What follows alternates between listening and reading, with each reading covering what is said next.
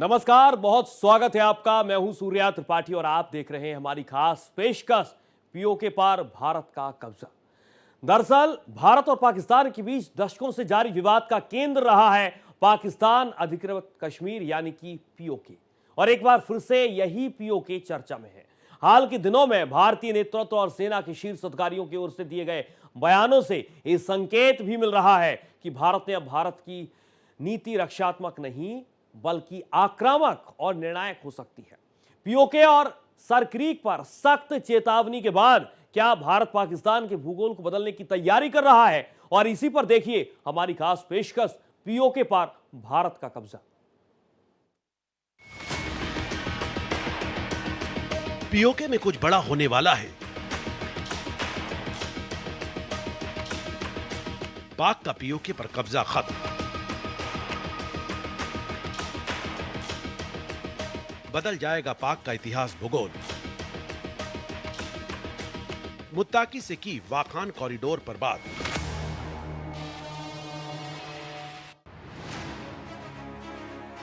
पाकिस्तान को सीधा अल्टीमेटम। भारत ने पाकिस्तान अधिकृत जम्मू कश्मीर पीओके पर एक तरह से बहुत बड़ा अल्टीमेटम दे दिया है। दरअसल विदेश मंत्री एस जयशंकर ने अफगानी विदेश मंत्री अमीर खान मुत्ताकी के साथ साझा बयान में अफगानिस्तान को निकटतम पड़ोसी बताया है। भारत की ओर से यह पाकिस्तान को पीओके को लेकर बहुत बड़ा संदेश है कि उसने भारत के क्षेत्र पर अवैध कब्जा कर रखा है। शर्क से लेकर गर्ब तक सारे लोग मुत्तहिद हैं और इमारत का साथ खड़ा है। तो इमारत का जो पॉलिसी है वो ये है कि पहले तो मुज़ाकरा और मुफाहिमा से सब के सब मुश्किलात हल करना चाहता है। हम ज़ीरो टेंशन के तरफदार हैं और अगर और नहीं चाहता है तो फिर अफगानिस्तान के पास और रास्ते भी है। भारत की जमीनी सीमा अफगानिस्तान से जहां मिलती है उस पर अभी पीओके के जरिए अब पाकिस्तान ने गैर कानूनी कब्जा कर रखा है।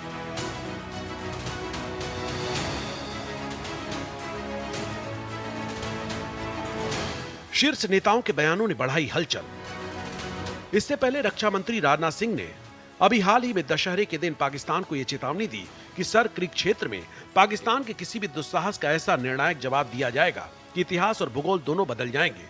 पाकिस्तान को याद रखना चाहिए कि कराची जाने का एक रास्ता सरक्रीक से होकर गुजरता है। अगर सरक्रीक इलाके में पाकिस्तान की ओर से कोई भी हिमाकत की गई तो उसे ऐसा करारा जवाब मिलेगा कि इतिहास और भूगोल दोनों बदल जाएंगे मेरे साथियों। और 1965 की जंग में भारत की सेना ने लाहौर तक पहुंचने का सामर्थ्य भी दिखाया।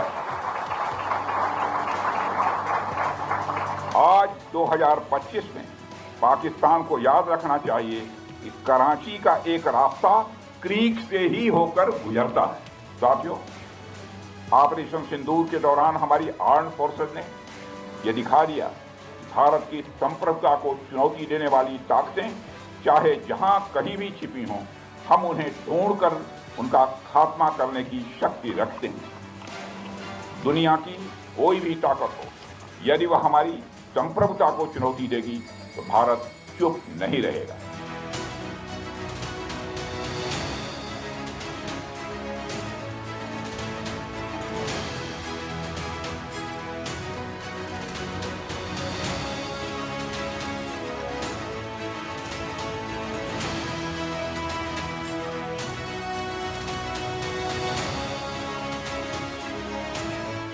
वहीं एक दिन बाद भारतीय सेना के प्रमुख जनरल उपेंद्र द्विवेदी ने कहा कि अगर पाकिस्तान को भूगोल पर अपनी जगह चाहिए तो वो आतंकवाद फैलाने से बाज आए। तो ये मैं आपको बताना चाहता हूं कि इस बार भारत देश पूरी तैयारी के साथ है और इस बार वो संयम नहीं रखेगा जो सिंदूर 1.0 में हमने संयम रखा। इस बार हम आगे की कार्रवाई करेंगे और कुछ ऐसी कार्रवाई करेंगे कि हो सकता है पाकिस्तान को सोचना पड़े कि उसे इतिहास में भूगोल में रहना है कि नहीं रहना है। अगर उसे भूगोल में अपनी जगह बनानी है तो उसके लिए उसे जो स्टेट स्पॉन्सर टेररिज्म जिसको हम बोलते हैं, यानी कि उसका देश जो टेररिज्म को स्पॉन्सर कर रहा है उसे रोकना पड़ेगा। तो आप अपनी पूरी तैयारी करके रखिए और अगर परवरदिगार चाहेंगे, भगवान चाहेंगे, वाहेगुरु चाहेंगे तो बहुत जल्दी ही आपको मौका मिलेगा। उसके लिए ऑल द बेस्ट। जय हिंद। जनरल उपेंद्र द्विवेदी ने कहा कि ऑपरेशन 2.0 में संयम नहीं बरतेंगे, अगली बार पाकिस्तान का भूगोल बदल देंगे। इसके बाद एक दिन पहले ही गृह मंत्री अमित शाह ने जम्मू कश्मीर की सुरक्षा पर बड़ी बैठक की।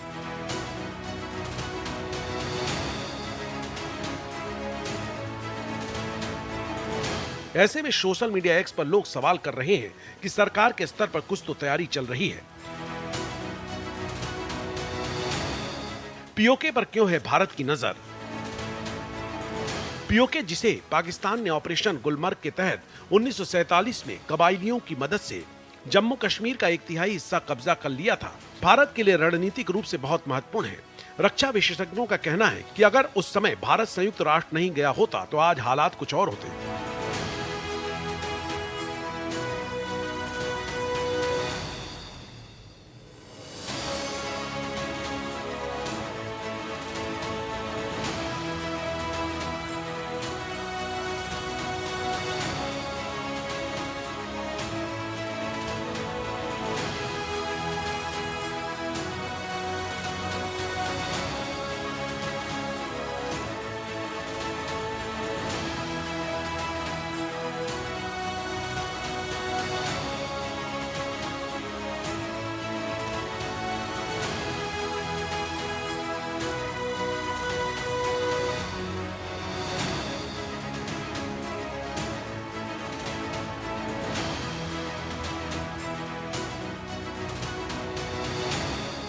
पीओके कई अंतर्राष्ट्रीय सीमाओं को साझा करता है।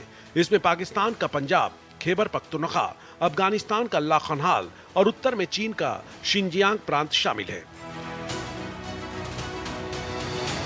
चीन पाकिस्तान इकोनॉमिक कॉरिडोर इसी क्षेत्र से होकर गुजरता है। यह करीब 13,000 वर्ग किलोमीटर का क्षेत्र है, जहां लगभग 30 लाख आबादी रहती है। दिलचस्प बात यह है कि इस क्षेत्र में आए दिन पाकिस्तान के खिलाफ प्रदर्शन होते रहते हैं, जो वहां के लोगों के असंतोष को दर्शाता है।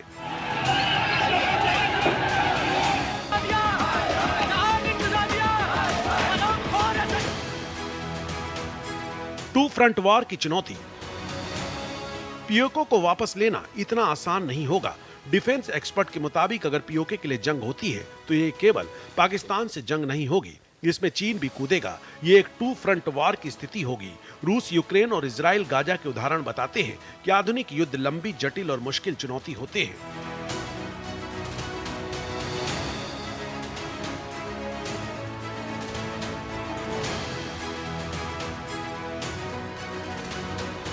रक्षा विशेषज्ञों के मुताबिक पीओके के लिए इंडियन आर्मी को बिल्कुल नई स्ट्रेटेजी बनानी होगी। सामान्यतः मैदानों में किसी जमीन को कब्जाने के लिए अटैकर टू डिफेंडर अनुपात 3:1 होता है, यानी दुश्मन के 100 जवानों के मुकाबले हमारी सेना को 300 जवान लगाने पड़ते हैं। लेकिन पहाड़ों में यह अनुपात 9:1 हो जाता है। इसका मतलब है कि दुश्मन के 100 जवानों को खदेड़ने के लिए 900 सैनिकों को तैनात करना पड़ता है। –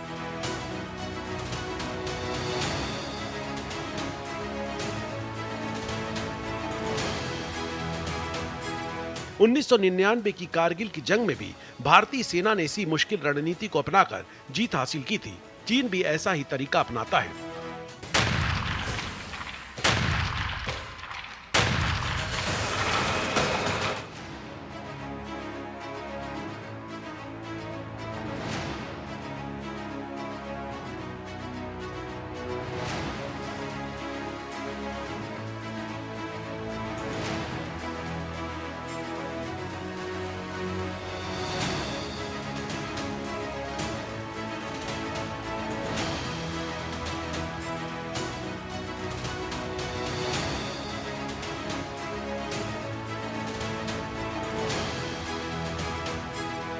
2035 तक पाक चीन से जंग की भविष्यवाणी। रक्षा विशेषज्ञों के मुताबिक 8 जुलाई 2013 में चीन के सरकारी अखबार विनविपू ने एक भविष्यवाणी की थी कि 2035 में 2 फ्रंट वार होगी, जिसमें चीन पाकिस्तान मिलकर भारत पर हमला करेंगे।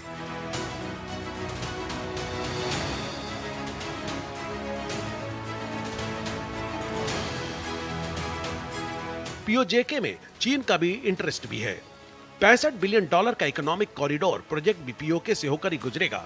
चीन ने पीओके में कई पनबिजली परियोजनाओं में पैसे लगाए हैं।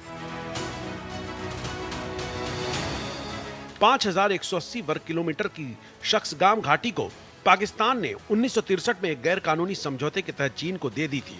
इससे पहले पाकिस्तान ने अक्साई चीन का 38,000 वर्ग किलोमीटर से ज्यादा का इलाका चीन को दे दिया था। भारत की तरफ से आए ये सख्त और सीधे बयान अब सिर्फ राजनीतिक बयानबाजी नहीं रह गए हैं, वे एक गंभीर चेतावनी है और एक संभावित सैन्य कार्रवाई का संकेत दे रहे हैं। मोदी सरकार के स्तर पर चल रही ये तैयारी आने वाले समय में भारत पाकिस्तान के संबंधों और क्षेत्र के भूगोल को निर्णायक रूप से बदल सकती है। Bureau report, Bharat express.